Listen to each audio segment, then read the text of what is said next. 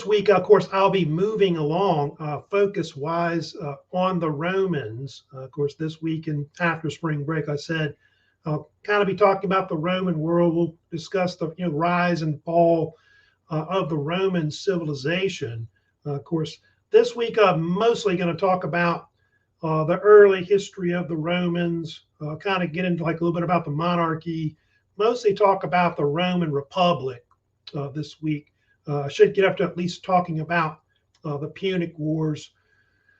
So if you have any comments, questions about this lecture, you can, of course, always leave comments on my channel, or also you can leave comments in discussions as well during the semester. So anyway, I'm going to first talk about some of the background about the Roman civilization.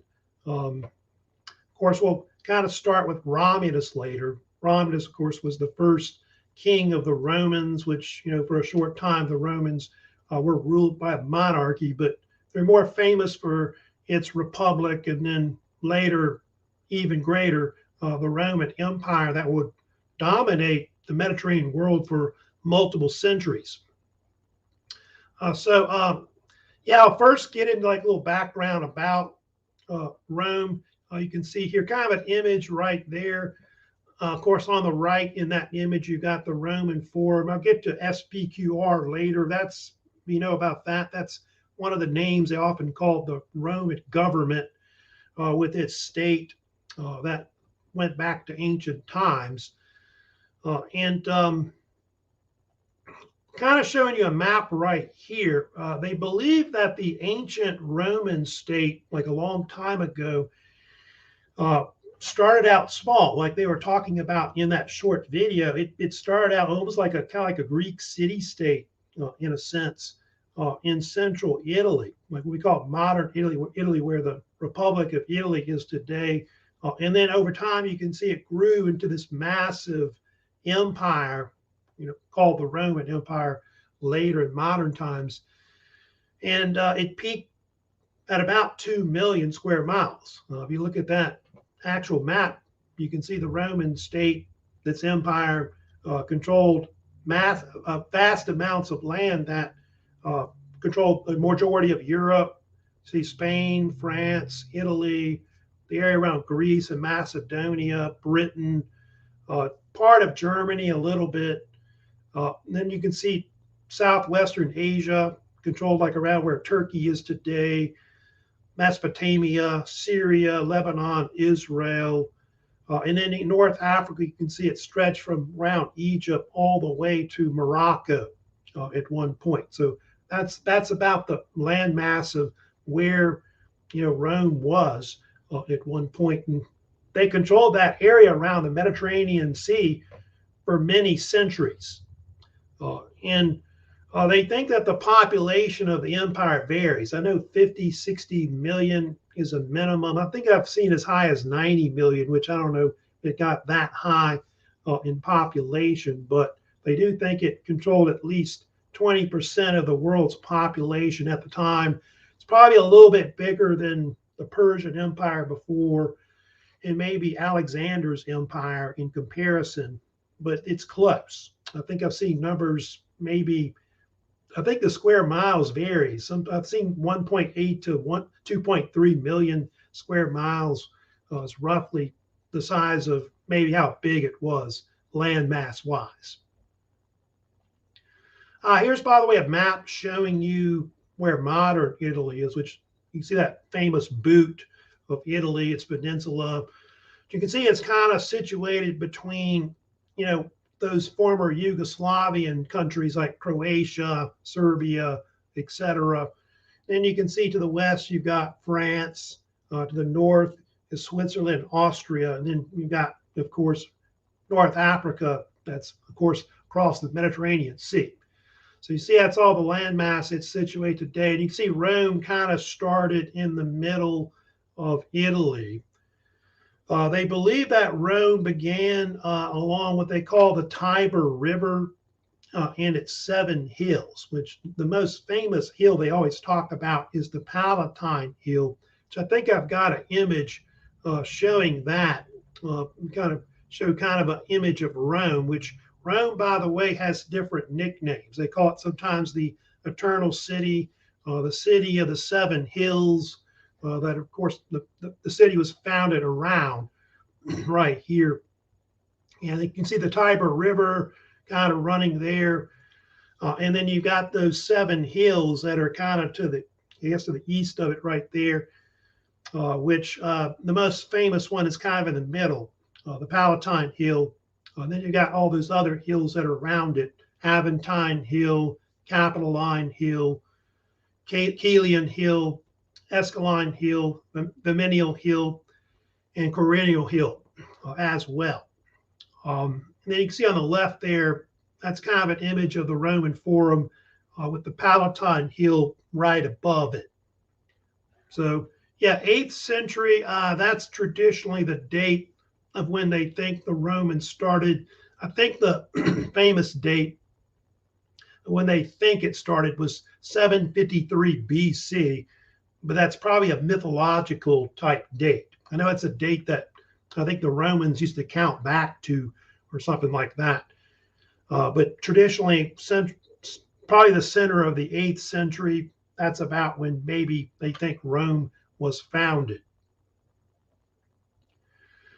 Here's kind of an image also showing all the different peoples that settled in Italy. One of the most famous was the Etruscans, which they think that may have been the oldest type of European peoples that settled in Italy, maybe 3,000 years ago.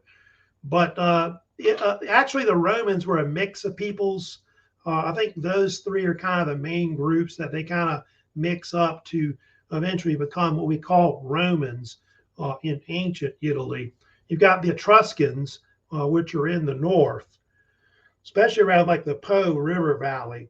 And then you got the Latin peoples of Italy, which are kind of in the central part of Italy, area sometimes called Latium, I think is the name they use. Then the Greeks are more on the bottom, where like Naples is in Sicily, that green area. And the Etruscans, they think, are older. I think there's a theory that maybe they go back before 1000 BC and settled in the northern part of Italy. And they're kind of in an area now called Tuscany, which I think the modern, actually the ancient name they call it a long time ago, I put it on the screen here, it's called Etruria, I think is the term. Yeah, Etruria, ancient Etruria. And then the modern name is Tuscany, that they called it today. They do think the Etruscans were a major influence on the Romans, like their culture. I think there's even a theory that maybe their early language may have been kind of influenced by them as well. And then to more to the south, you've got the Greeks that are on the bottom.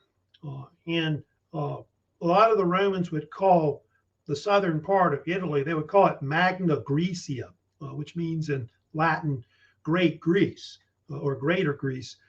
And it's called that because of the fact that that area was kind of influential to the Romans.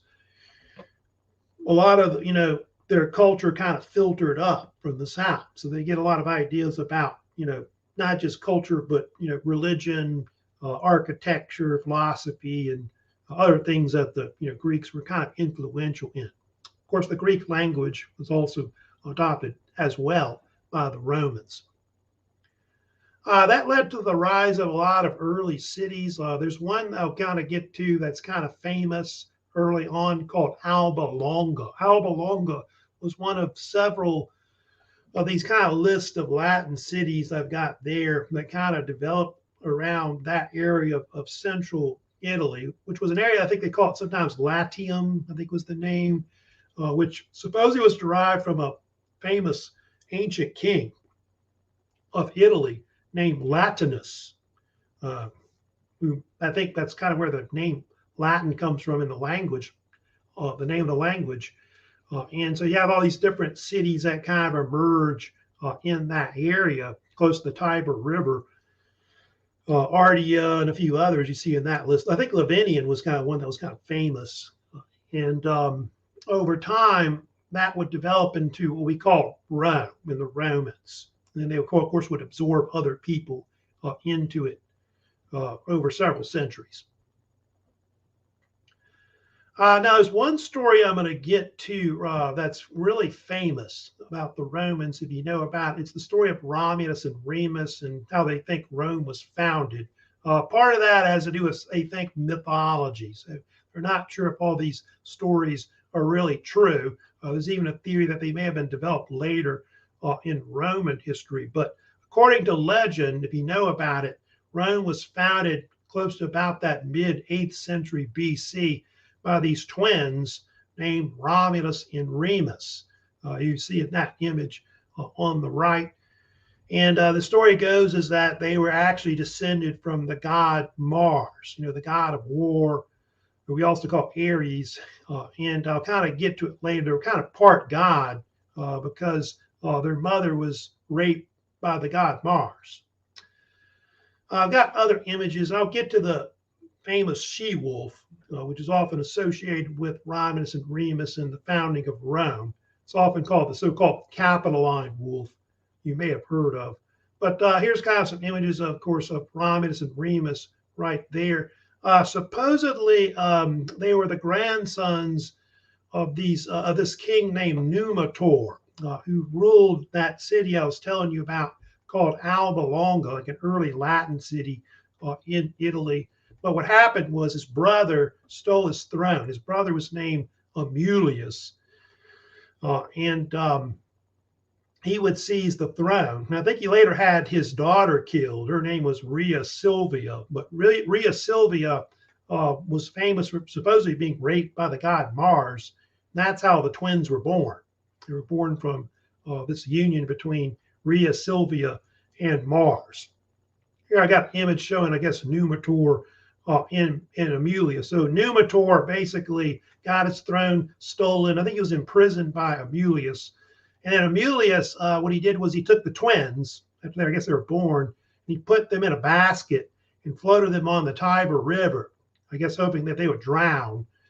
And what happened, though, if you know about it, a she-wolf found them. And I guess they suckled off her teats, basically, until someone found them.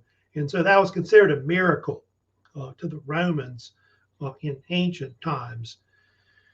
And I think I've got an image showing like Mars and Rhea Silvia, of course, that with that. But basically, what would happen afterwards, after apparently there was this local shepherd named Faustulus that found the twins, I guess being suckled by the she-wolf, and took them in and raised them to adulthood. And so what happened afterwards, the twins grew up, they went back and they killed Amulius and put their grandfather back on the throne. So Numitor got his throne back and all that. And then the twins started building, the city of Rome after. They wanted to build their own city, I guess have their own mark and all that. And so that's what ended up happening. They start building their city. But if you got that map there, they started quarreling over the construction of the city. And one of the things that's very famous about Romulus and Remus is that Romulus supposedly killed Remus over conflict over the building of the city. And so from there, the famous thing that happened, of course, with that was that Romulus then became the first king of the Romans. Now, is that a true story? They're not sure. They think it might be based on a lot of mythology. There may have been, Romulus and Remus, and Romulus may have killed his brother. It's quite possible. It sounds like the Cain and Abel story in the Bible. But it's a very famous story in Roman history. And I think all the Romans believed it was a true story, by the way. So anyway, that's how the founding of Rome, of course, came to be. And of course, Romulus founded the initial city on the Palatine Hill, 753 BC, of course, being the popular date of maybe when they founded it. There, of course, is the Capitoline wolf. I'll kind of show you that image right there of the Capitoline wolf. But that particular wolf became kind of a symbol of the story of Romulus and Remus and the miracle, I guess, of them being saved by the wolf. And over time, that became like a symbol of Rome and all that. kind of debated about when that statue was built. I think there's a new theory that it may have not been made till later, but these statues may have existed back in ancient times from a long time ago. Other symbols, of course, the Romans also adopt, if you know about it, is the famous fasci symbol, which the fasci symbol is a symbol of power of the monarchs originally. Later, of course, the magistrates that rule over the people and the military. And supposedly the word fasci comes from a Latin term meaning bundle. It was a bundle of sticks or rods that were bound together with an axe. And supposedly the rods represented the fact that the Roman people were many but one. And I believe that the fasci sometimes would be used to execute people originally, like a long time ago. But it showed like the power of those that were, over others, like a king or magistrate, or I guess later the emperors of Rome. And I'll get to it later, but they even bring in other symbols like the eagle symbol, if you know about it, is also brought in too, and kind of mixed with that. And the eagle symbol, I think, was more connected to like the god Jupiter, which is Zeus. If you know about it later in modern times, Benito Mussolini adopted the fasci symbol in the early 20th century in Italy. And that led to the so-called fascist movement, which was popular in Europe for these right-wing political parties that wanted to restore, Italy like to similar to the Romans. And so the term fascism, the term fascist, fascism kind of was born from that, of course, name a long time ago. So it's kind of talking about some of those, symbols that are kind of associated, not just with the Romans, by the way. The fasci was kind of borrowed by a lot of people. I think even in America, the fasci has been kind of borrowed, symbol of the Roman Republic and its state. Now, of course, one thing about also Romulus I was talking about, Romulus did go on to populate the city of Rome. They didn't have any women, and so Romulus had to go out and get other tribes to join. So he did go to I think one tribe nearby called the Sabines, and kind of forced them to join. And they made paintings about it where Romulus went in and seized these people. And that's a very famous painting right there, I know, by Jacques-Louis David, I think in the late 18th century, called The Intervention of the Sabine Women, sometimes called the rape of the Sabine women. They're kind of seized by the Romans and forced to be part of the state. But that's something that they start, kind of going on, where they start getting other people to join their state. And then, of course, over time, they're eventually going to gobble up all of Italy and absorb it into a Roman state over time. Now, I'll kind of talk about first, before I get started, there's some of the different sources that kind of write on the Romans, because where do we get all these information about ancient Rome from a long time ago? Well, besides archaeology, which is kind of important in Roman history, you do have like these different sources there I've got that are kind of the most famous, especially the ones that are in that list right there. You've got the one on the left and the one in the center are probably the most important ones they have, such as Livy, also known as Titus Livius. And his book is sometimes called Ab Urbe Condite Libre, which means from the founding, books from the founding of the city, where this ancient historian who lived close to about the 1st century BC, when Emperor Augustus lived, he wrote a series of books about Rome from its beginnings, from going back to the time of Romulus and Remus in the 8th century BC. It goes all the way to the time of close to Julius Caesar's time. And it was written in 142 books. So it's one of the most massive historical works ever written about Rome. However, only about 1/4 of it still exists. So about 35 of the 142 books still exist.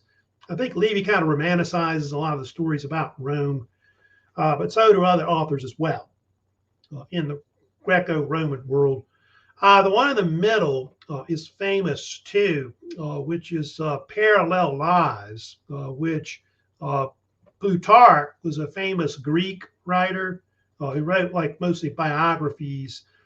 He's got a series of books where he compares Greek to Roman nobility. Like he compares like Julius Caesar to Alexander the Great, but he gives a lot of information about the Roman nobility. Like you got Romulus, Scipio Africanus, Marius, Sulla, Crassus, Brutus, Julius Caesar, Cicero, Mark Antony. I think that might be some of the most famous Romans that he talks about. He gives a lot of information on some of the kings as well. But that's important because you do get not just, autobiographical information about these different statesmen, but you get information as well about the early Roman state going back to the monarchy and the republic as well. I kind of throw in Virgil, which I don't know, that's not really a historical work, but Virgil does kind of go into some of the early history of Rome as well in the Aeneid, which the Aeneid is a famous epic about the Trojan hero Aeneas, how he survived the sack of Troy and traveled throughout the Mediterranean Sea. And remember, he goes to North Africa where he visits Queen Dido, Carthage, and then eventually he goes to Italy as well.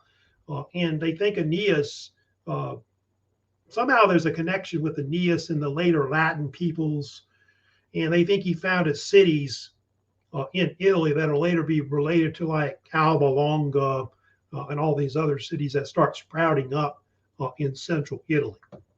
Believe it or not, the Romans believed that they were descended from the Trojans. This is something they believed.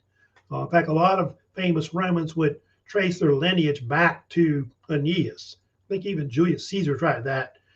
And so a lot of them thought that they were kind of important. There's other writers too we'll talk about later.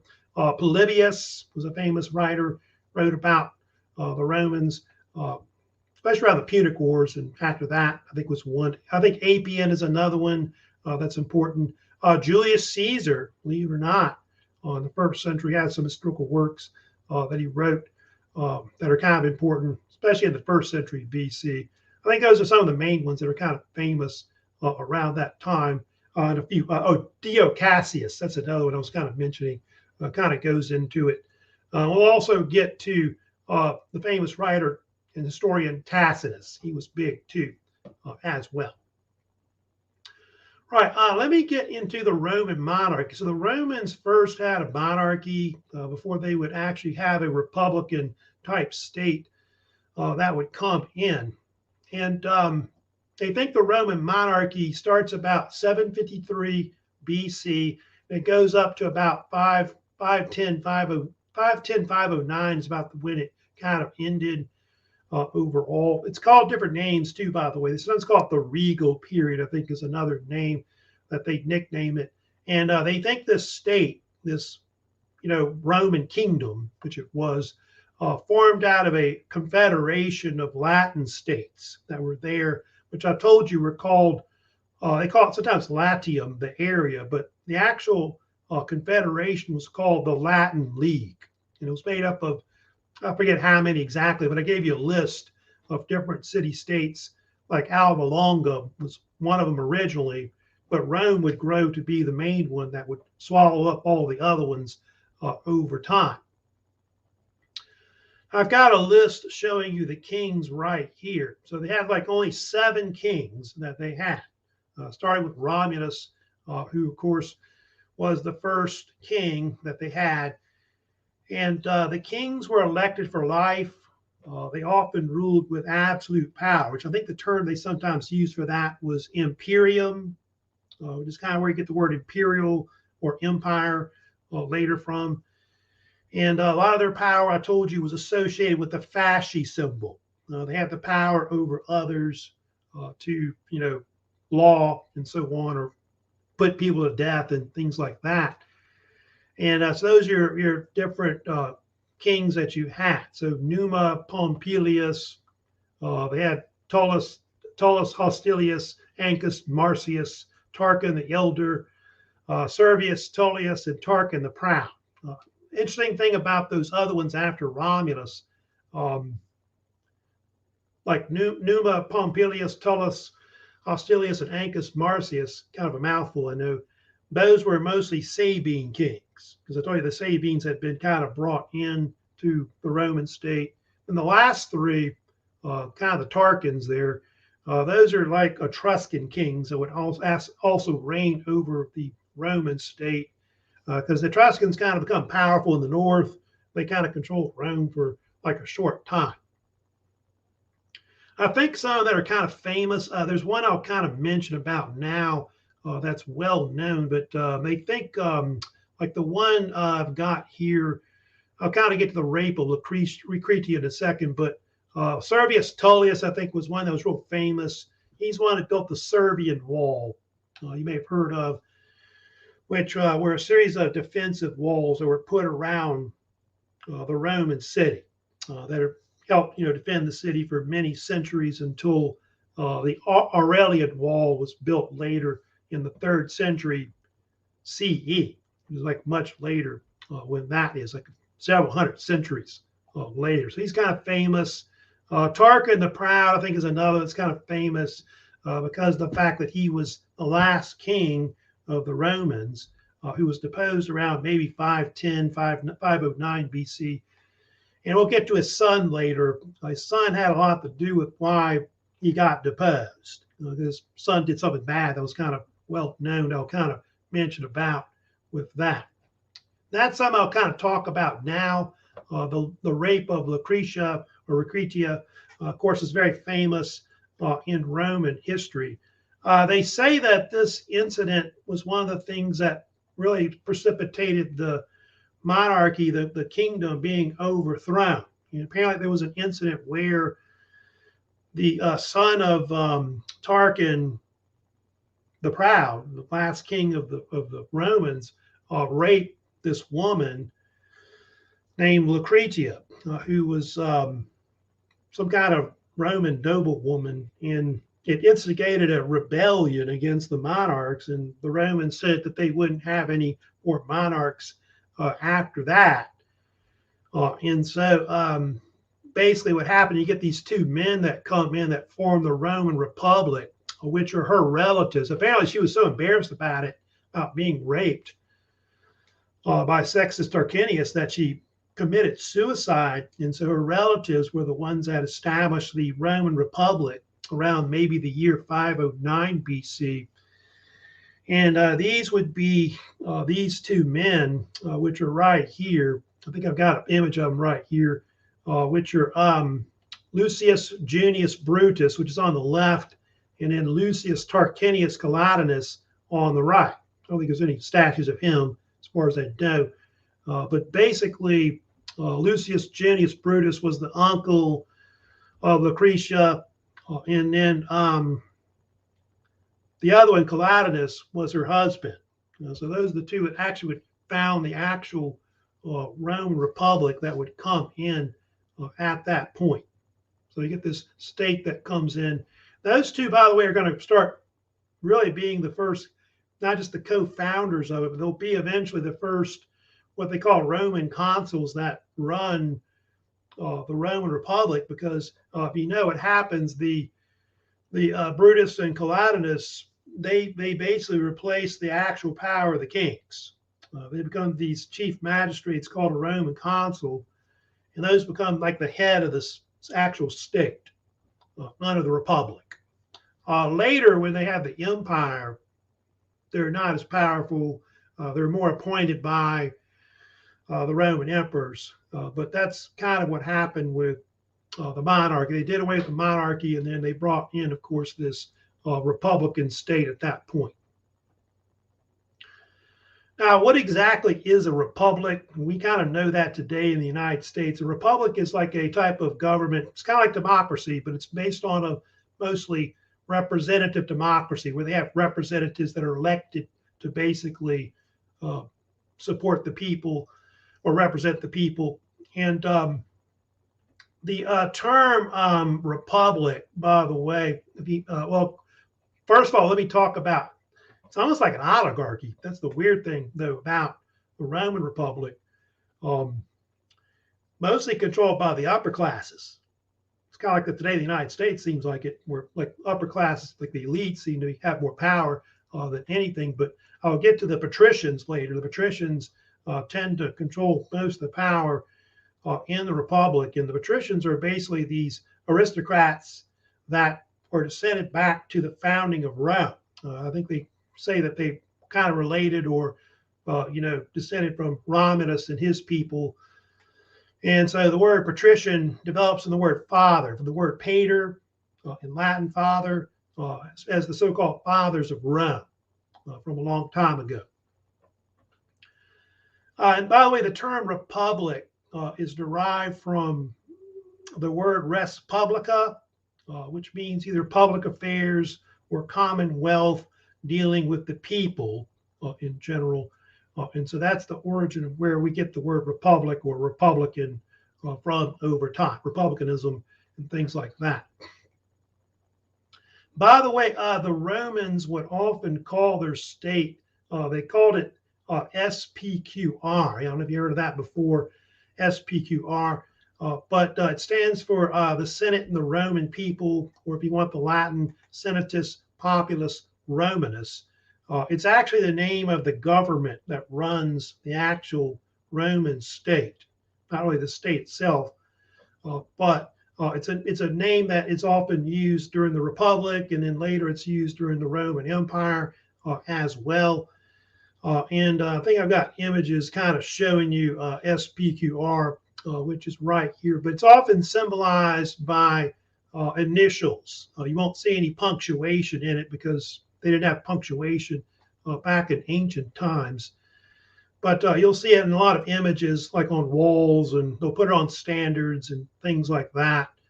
Like you got the SPQR symbol with the eagle being used, or the wolf, and things like that as well. So represented the Senate, we'll get to a little later, the Roman Senate, which is like the main assembly that the Romans are kind of known for with the Republic. And then, of course, the Roman people themselves, which are made up of different social classes of people.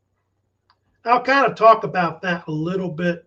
Let me just show you here that I'll kind of get into the Romans right here with the structure of government. They kind of like the Romans had different social classes. They were kind of well known, which some of them had certain powers in the government, and then some didn't, if you know about that. And he had mostly two main classes that you had in the Republican state. You had the so-called patricians I was talking about, which are like aristocrats or nobility that go back to the founding of Rome, like back to the time of Romulus and Remus. And then you got your plebes or plebeians, which are like your common peoples, which make up majority of the people in Rome. And I think I had another image, I thought, showing the different social classes. I thought it had somewhere that had, there it is right there, the different social classes. Here's kind of an image of that right there. But yeah, you can see the patricians own most of the land. It's famous about that. And then you can see they were only a small population. So 5–10% of the population. They held most of the power. It was kind of a small group of aristocratic families that did this in Rome. Like the families going back to the time of like Julius Caesar, all that. Then you got your plebeians. Most of the plebeians are like farmers, artisans, merchants. That's about it. Kind of like examples. Majority of the population, they lack power, especially when the Republic was founded. Monarchy too, they lack power as well. And then your lowest classes are like the slaves. They're on the bottom. And most of the slaves in the Roman world probably made up anywhere from about 1/4 to 1/3 of the population. A lot of these slaves were gotten from all the different conquests, of course, of the Romans, that they've had over multiple centuries. I think they had other classes too, besides slaves. They do have these other classes like equites, which is kind of like a upper middle class between the patricians and plebes, often called the so-called equestrian class or knights. And they rose up to become very wealthy, mostly in business. And I think a lot of them also came out of the cavalry, the Roman cavalry in the armies as well. But women, you had patrician women, plebeian women, and things like that. But women weren't equal to men in all that, and quite often the father was the head of the household. Paterfamilia, I think, was the Latin term they used, of course, for that. Now, showing that image there, by the way, of the different structure of the government of the Republic. The Roman government included multiple consuls. Like they had all these different assemblies that they had, by the way. The Romans don't call an assembly, they don't call it like a consul. They call it a committee, from the Latin term comitia, basically. They had up to at least 4 major assemblies they had. They had the Roman Senate, which was more situated with the senators and the senatorial class and the so-called patricians. Plebeian consul, which was more for like the plebes and the common people. Tribal consul, which was for like all the different tribes of the Romans they had, which was based off of different social classes. Centuriate consul was also another assembly for the military, which was composed of both patricians and plebes also as well. But you can see there on the left, they had 2 Roman consuls. Those were like the heads of the state, which were chief magistrates that were the highest one you could be elected to, which you would serve like 1-year term. Traditionally, it was elected, I think, mostly patricians to that position right there. And the Roman consuls were famous for running the government, also directing the armies, like in wars and battles and things like that. The consuls could also act as judges as well. And they also could appoint like a dictator or become a dictator themselves in the case of emergencies and things like that.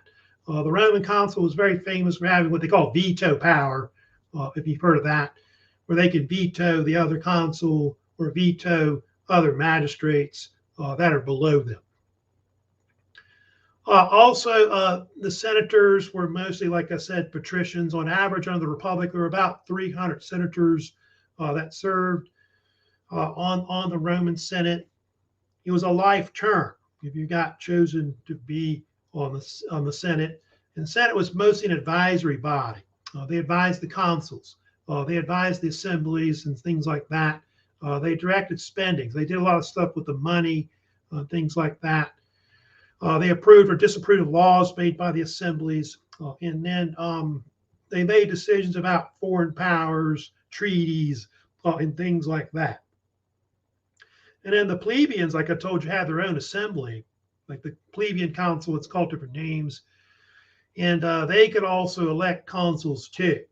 I'll get to it later, but the plebes have what they call tribunes also as well, that are these magistrates of the plebes, which are about 10 of those. And the plebeian assembly could elect also officials, including judges. They can even elect their own, they can vote in laws that are called plebiscites as well. And they can even declare war or peace as well. So both those main assemblies, the Roman Senate and the plebeian assembly, had a lot of power in the Roman Republic overall. They do have a lot of different magistrates, of course, that run the Roman Republic. I do want to admit, like I said, the highest magistrate was the Roman consuls, which there were 2 of those. Like I said, they elected for 1-year terms. And after you serve your term, they would elect 2 more, every year, basically. The consuls, like I said, replaced the monarch. When they got rid of the kings, they came into power and helped run the state. And then over time, what happened was when the empire came in with the Roman emperors, the consuls become less powerful, and they're appointed by the Roman emperors instead. Oh, by the way, if you want to reach Roman consul, traditionally under the Republic, you had to start on the bottom. Like you had to go through like the lesser magistrative type positions through a course called the cursus honorum, or honorable courses usually called. And so you start with like lesser type, magistrative positions, like a quaestor or something like that. But you also had to have military service. Usually they wanted you to have some kind of military service, and then be elected to lesser type magistrative positions, and then eventually you would be elected to consul. But very few people made it that far, over time. Yeah, other positions that are in the government too that are kind of famous under the Republic, they had what they call the quaestor. The quaestor was like a type of Roman public official, usually elected in the Republic. They dealt with like the money, like the treasury, Roman treasury. They did audits, of the Roman treasury and things like that. And so there's like numerous of these officials that they would elect. That was considered like a lower magistrative position. You kind of start at the bottom. The aedile, I think is the call, or I think it's actually pronounced aedile, I think so I say it in Latin, were these public officials. That was another elected position. That particular public official was famous for electing they would run like the games, like all the public games. They would put on the gladiatorial events, Circus Maximus. They would run the Colosseum. They dealt with the food supply. They maintained all the buildings, the temples, things like that. And so that was another kind of considered like a lower magistrative position you could be elected to as well. And then the praetor, that's a position which was considered like a higher magistrative position to be elected to. That dealt with like mostly law. So they're kind of like these people in the Roman courts, judicial settings, and praetors could also lead troops in the battle like Roman consuls could as well. So they dealt with Roman law, but also military matters as well. Another high magistrative position, which was pretty prestigious, was the Roman censor, which you would be elected to every 5 years, 5-year term, which 2 of them were elected at the same time. And the Roman censor dealt with the Roman census, which was a head count of the population of Rome, which was usually done for not just population, but for taxation purposes, to figure out how much they had to tax the people, things like that. They also dealt with censorship. So they would censor certain things against the name.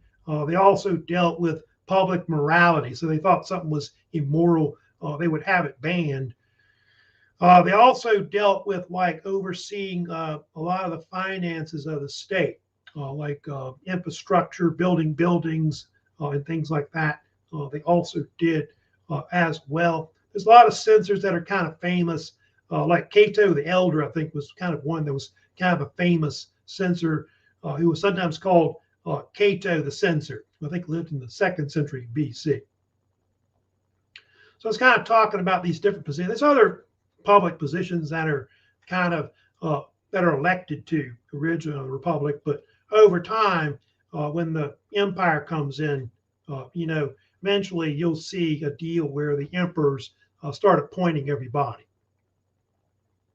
Here's kind of another kind of, you want to show it right here for later, all the different ones, but you can see like the quaestors are kind of on the bottom, aedile, praetors, and consuls. You can see in that order from bottom to up right there. They have also what they call tribunes, which are these representatives of the plebeians, which were kind of important under the Republic, which 10 of them were elected. They supposedly had veto power too, just like the Roman consuls had. So they were kind of considered very powerful. I'll talk about the Gracchi brothers later. They're kind of famous, tribunes that are well known, like around the 2nd century BC. So let me talk about some other things. Of course, now the Romans eventually have a quarrel that happens in Rome that's known as they call it different names. There's kind of a deal where, kind of show it right here, but it's called the conflict of the orders or struggle of the orders that happened between the 5th and 3rd centuries BC.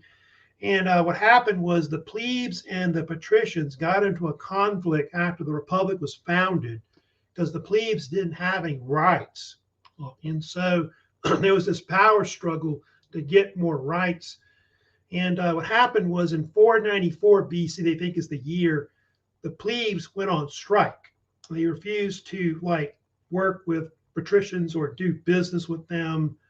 There was even a case where they refused to serve in the Roman military. I think they made the bulk up of the Roman military, the common peoples. And so over time, the patricians were kind of forced to give them rights, which the two big things that happened before this was in the 5th century, the plebeians got their own assembly I was talking about, which is the plebeian council or plebeian assembly. So they think founded in maybe 471 BC, and they allowed the plebeians to create laws, which are called plebiscites. And then they also allowed them to elect their own magistrates that they're called tribunes, which 10 of them were, elected every year. I think they served like 1-year terms like the consuls did. And they're kind of considered almost an equal power to the patricians, consuls, that they of course would elect also as well. Then the big thing that happened too, you see there, around the year 450 BC, they then codified a bunch of Roman laws that became known as the 12 Tables. They're called 12 Tables, by the way, because they were supposedly carved on 12 tablets, which I think were copper engraved originally, and it was originally hung in the Forum like a long time ago. And the power struggle itself and the 12 laws led to the foundation of what we call Roman law, the Roman Constitution. And so a lot of the bases of Roman laws, go back to the 12 tables from a long time ago. But they do think that the 12 tables were originally created to settle disputes between patricians and plebes. That's why they created it. But over time, it became mostly laws that were dealt with civil matters. You can see it also formed basic legal procedures and appropriate punishments for people that commit crimes and things like that. And also it distinguished between those that are free, those that are rich and poor, and those that are also slaves as well. So that's kind of talking about the so-called 12 tables that become well known. Now they also got what they call the Roman Forum as well. The Roman Forum, that becomes the center of where the government is in Rome. You basically get this deal where the central part of the city, kind of like we saw with the Greeks. And we were talking about the Greeks had the agora that they had, where they had this town square. Well, the Romans do the same thing. They have this public square where the Roman government meets. And that's where they conduct, political matters of the state. Also, where they built a lot of their temples. You can see it's also, where they would have a lot of their markets, entertainment, baths, and things like that. And the actual Roman Forum was not built, in one day. If you know about Rome, they used to say Rome wasn't built in a day. It was built over many centuries. And the actual location of the Forum, it's actually located between the Palatine and the Palatine Hill. It's kind of in a valley between those two hills. It's very famous for a lot of its buildings and ruins, which are still there today. which a lot of these, the ruins of the Forum took their toll over centuries as the Roman Empire declined and people sacked Rome and things like that. But obviously, a lot of tourists visit the Roman Forum. Close to about 4 to 5 million probably visit it, annually in modern Italy today.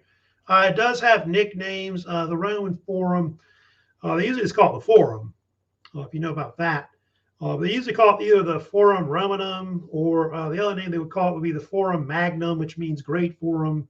So those are the common names that people call it. But most Roman cities, like at least major cities anyway, had some kind of forum. It was like a town square that was part of the city where all these things, of course, went on. And Rome, by the way, was connected by many roads. That's one thing about the Romans. They had all these different thousands of roads that were built throughout the Roman Mediterranean world, which linked Rome with other cities. And of course, there's a lot of sayings they would say about Rome, like when in Rome, do the things that the Romans, of course, do. Of course, all roads lead to Rome. I think they would say also as well about the Roman city. But the actual forum itself was built, like I said, over many centuries. You've got deals where, I'll get to it later, but you have Roman emperors that would kind of add on and have their own forums that they kind of extend into it. But you can see a lot of buildings are, within walking distance. Like you can see in the background there, you can see the Roman Colosseum, not that far away. Circus Maximus, not that far away, and things like that. Here's other images. You can see that's the actual Roman Forum, of course, from the Palatine Hill. That's right there. And I think that's like some kind of ancient palace that was there that they think went back to the time of like around the 1st century of Tiberius and Caligula. I think there was a palace of Augustus that was originally there, but I think it was torn down. All that. Of course, you had the Great Fire of Rome, which burned out a lot of things that was, of course, originally there. So you can see it's mostly ruins today, the Roman Forum. Now I want to get in next, and I want to talk about, of course, one major event in Roman history, which is the so-called Punic Wars that occur between the 3rd and the 2nd centuries BC. Rome at that time was starting to expand and take over all of Italy. They took over, I think, the northern part first, and they took over the southern part by about the mid-3rd century. In the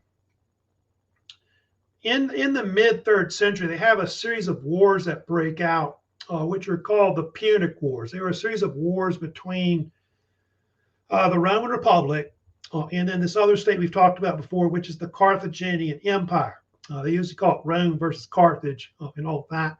And if you remember correctly, the Carthaginian Empire was this massive empire that emerged in North Africa that was founded by the Phoenicians. And you've got this image right here, but you can see here that it was actually not one war. It was a series of 3 wars between Carthage and Rome. I'll get to it later, but we have the First Punic War, Second Punic War, Third Punic War that you have. It caused a lot of deaths, which is true. They think 1 to 2 million may have been killed in the Punic Wars. Second Punic War was the bloodiest of the 3 wars they had. And if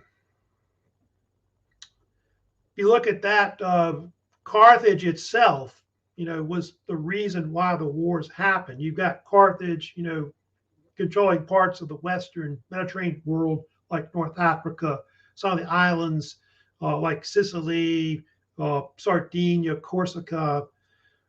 They're a big naval power, in the Mediterranean Sea. And then you got Rome, in Italy, which is kind of rising to power. They're more known for their land armies and all that. That's going to create kind of a deal where the two are going to eventually come to loggerheads. There you go, the Carthaginian Empire. I think we talked about that particular empire before, but remember, it was founded by Queen Dido back in the 9th century BC, that famous Phoenician princess that came to where now Tunisia is in North Africa. She founded the city of Carthage from that. And over time, the Romans will kind of they do call them the Phoenicians is the name that, of course, that the Romans do call them, although they have their own name. They nickname them, which is basically the so-called Punicus, I think is the term they use, the Latin term, or they have another term which is Punici as well, which is like the Greek variation of it. But basically, it's the name meaning, Phoenician in the Roman name. And so that's why they call it the Punic Wars, which basically means the Phoenician Wars, because they knew who they were fighting, the Romans, mostly the Phoenicians. But Phoenicians weren't really just one people. I think I talked about this before. They're kind of a multi-ethnic empire, which is made up of many peoples, like in North Africa, the Mediterranean Sea, Spain, and so on. And their peak of power, they think the population of this empire may have been somewhere between 3 to 4 million people. It's mostly a trading empire known for its naval power, merchant fleets, like you see in that image. But they do acquire a lot of mercenaries, in their armies. Here's kind of the city of Carthage, which they think the city of Carthage, I think I've talked about this before, was actually larger than Rome's city. So there's different estimates on the size of it, but I know it was at least 500,000-600,000 or more when they fought the Romans. I think the city of Rome was half that size in comparison. And the ruins of Carthage are now in where Tunis is. Tunis, the capital of Tunisia. That's where, of course, it was based in North Africa. Here's kind of a map showing you where the Carthaginian Empire was based, and you can see the peak of their empire was about 3rd century BC. I think I've talked about this before. And you can see all the areas that they control. So they controlled parts of North Africa, Morocco, Algeria, Tunisia, and part of Libya. It's about where it was in North Africa, with Carthage being where Tunisia is now. Part of Sicily was controlled by them, Sardinia, Corsica. Part of Spain was also controlled by them, and some of the islands also in the Western Mediterranean as well. There's different sources that talk about the actual Punic Wars. I'll kind of briefly talk about that before I get in the actual conflict. But Polybius, they consider his work to be really the most influential, that really gives us a history of the Punic Wars. Polybius as the oldest work that goes back the furthest. So he was writing, I think, I want to say close to about the 2nd century. It's about when he's writing. So he's kind of around when the 3rd Punic War happens. And so he gives a complete history of the Punic Wars from the beginning to its conclusion when the Carthaginians are destroyed, in the wars. And then the other one is Livy, who I've talked about before, does have a series of books, which you can see, the history of Rome, books 21 through 25. It's 5 books which go into the Punic Wars. Livy tends to concentrate more, I think, on the 2nd Punic War, which was sometimes called usually the War with Hannibal, or Hannibalic War is what they sometimes nickname it. There's another writer named Appian who writes later in the Roman Empire, 2nd century CE, but he's not as well known, kind of much later compared to Polybius and Livy. That gives most of the history. Now, I want to get first a little bit into the First Punic War. The First Punic War was more of a naval conflict. Part of why the Punic Wars broke out was because of Sicily. Sicily was the main reason for why it occurred. Both wanted to control Sicily because Sicily, for several reasons. One was that it was an area where you could use it as a port to I guess, leapfrog from, say, Italy to Africa, which the Romans were thinking of. And then I think the Carthaginians thought the opposite, that they could take Sicily and then take Italy that way also. Sicily's also a breadbasket, so they put a lot of crops there as well. And then, of course, control the ports.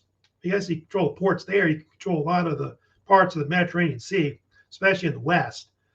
And so there were a lot of naval engagements during the war. They also fought on Sicily. I think they also fought a little bit in North Africa as well. But one thing that the Romans did that was successful about the war, they were able to develop their own navy. And how they did that was they actually took captured Carthaginian ships and built them from scratch, their own ships, like the so-called quinquereme you're looking at right here, these Roman galley ships. They used that to decimate the Carthaginians' naval power. I think there's something that's famous too about their early ships. I know in the First War they built this thing called a corvus, which is a corvus was like this landing bridge that they would use on the ships to basically take other ships. And they would, I guess, come up on a ship and throw the landing bridge down and then take it. And so it was kind of this secret weapon that they devised, the Romans, to kind of turn naval battles into almost like land battles, in a sense. So the so-called corvus. But yeah, the Romans, starting, I guess, between the 3rd and 2nd century, start to dominate the Mediterranean Sea naval-wise. And I think for many centuries after that, the Roman navies control everything throughout the Mediterranean world.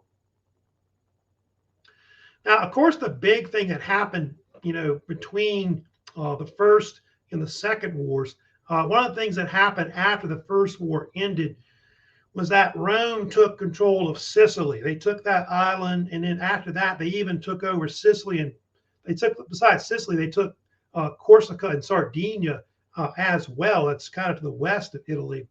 And because of that, the Romans are going to have to fight Hannibal later. We're going to get to Hannibal, of course, a little bit today, a little background into that. But one thing that happened that's very famous, Hannibal had this father whose name was Hamilcar Barca. You may have heard of him. He was this Carthaginian general that fought in the First War, of course, lost. And so one thing that the Carthaginians did between the First and Second Punic War was they took over Spain and they started colonizing it. And it was called either Iberia, or I think the Romans call it Hispania later. And so Hannibal was just like a child when this was kind of all going on. And I think it was a deal where when his father left to go conquer and take over Spain, he made Hannibal promise that he would always be an enemy to Rome. And that's something that he, of course, eventually does, of course, over time. By the way, the Hannibal's family was part of a nobility of Carthaginians that were called the Barcids. It was like a bunch of family members that would go on to become real big generals in the Carthaginians empire.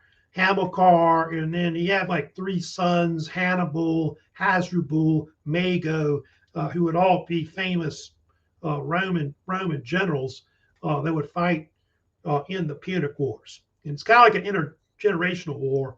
I think by the 3rd Punic War, you even got another, I think there's a grandson of Hannibal called Hasdrubal that fights the Romans when Carthage gets sacked in 146 as well. So you've got all these different Barcids that are kind of fighting, of course, against the Romans.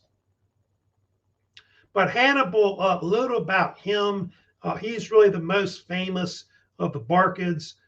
Hannibal is very well known for being one of the greatest military minds in ancient times. A lot of people kind of see him as this genius that is the father of military strategy. And Hannibal is eventually going to start a war, which will be the so-called Second Punic War, which will break out around 218 BC. Hannibal, takes over Spain over time, and then he seeks revenge against the Romans. And we'll talk about it later. It kind of shows this image right here, but Hannibal's going to take his forces, which are in Spain, the southern part of Spain. He's going to march into Italy and attack. He's going to invade. Actually, it's kind of amazing, but if you know about Hannibal, he was very famous for taking his army through the mountains of Italy, so-called Alps, so-called crossing of the Alps by Hannibal. I think he took something like 100,000 troops through northern Italy, which surprised the Romans in this war. And it was a huge army, like 100,000 troops, like infantry, cavalry. Hannibal also was famous for using elephants as well. And he would actually lose like half his force as he would kind of get into northern Italy, but it would shock the Romans. The Romans would be just, their forces, if you know about it, would be obliterated in the first few years against his tactics of Hannibal. And one thing about the Romans saw Hannibal as this boogeyman, this kind of ghost in the closet or demon under your bed that they were always fearful would destroy Rome. And the old saying about Hannibal was, Hannibal is at the gates. And so it was an old, actually, I think it was an old wives' tale or something, or saying that nursemaids would tell children if they wouldn't go to bed or they were being bad, they would tell them Hannibal's going to get you, that kind of thing. So we'll talk about it later. Hannibal is going to invade Italy. It's going to lead to a battle called the Battle of Cannae. You may have heard of, where Hannibal destroys almost an entire Roman army in a quick battle in southern Italy. And he almost conquers Italy, but you'll see later that he ends up failing in the end, of course, to do that. So kind of running out of time for this lecture today. Later in the week, I'll kind of wrap up the Punic Wars, and I'm going to talk about how you'll see the rise of these dictators that start taking over the Republic, like a Gaius Marius, Sulla, Julius Caesar, Octavian.